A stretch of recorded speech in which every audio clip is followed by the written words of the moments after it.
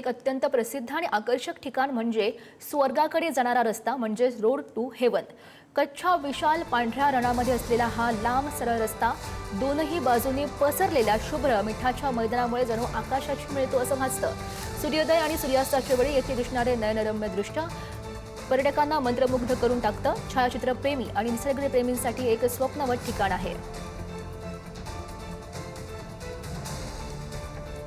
मी सध्या गुजरातमध्ये आहे आणि एक रस्ता असा आहे गुजरातमध्ये जो रस्ता स्वर्गाकडे जातो असं त्याला म्हटलं जातं। रोड टू हेवन अर्थातच धोलावीरा ते कवडा या दोन्ही शहरांच्या किंवा या दोन्ही गावांच्या मध्यभागी हा रस्ता आहे। आणि आपण जर आता पाहिलं तर हे सगळं खारं पाणी आहे। एखादं वाळवंट आणि समुद्र या दोन्ही मधला जो फरक आहे तो या ठिकाणी आल्यावर आपल्याला समजू शकतो।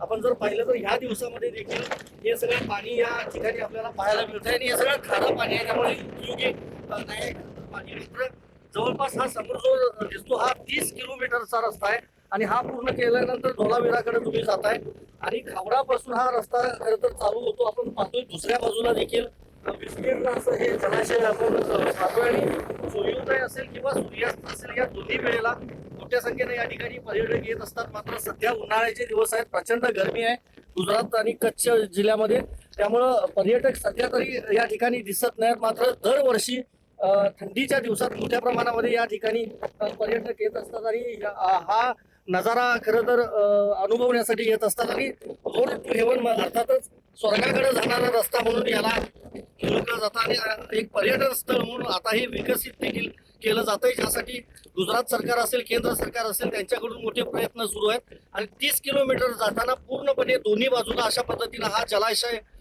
जो आहे तो दिसतो। त्यामुळंच वाळवंट एकेकाळी असलेलं पावसाळ्यामध्ये किंवा इतर वेळेला त्यामध्ये जलाशय असतो, त्यामुळे समुद्र असेल आणि वाळवंट असेल त्या दोन्हीतला फरक जाणवतो या ठिकाणी आल्यानंतर। आणि म्हणूनच याला नाव दिलेलं आहे रोड टू हेवन। आणि गुजरात राज्यात जर तुम्ही कधी आलात तर नक्कीच या पर्यटन स्थळाला नक्की भेट द्या। संदीप राजगोळकर, पुढारी न्यूज, खावडा।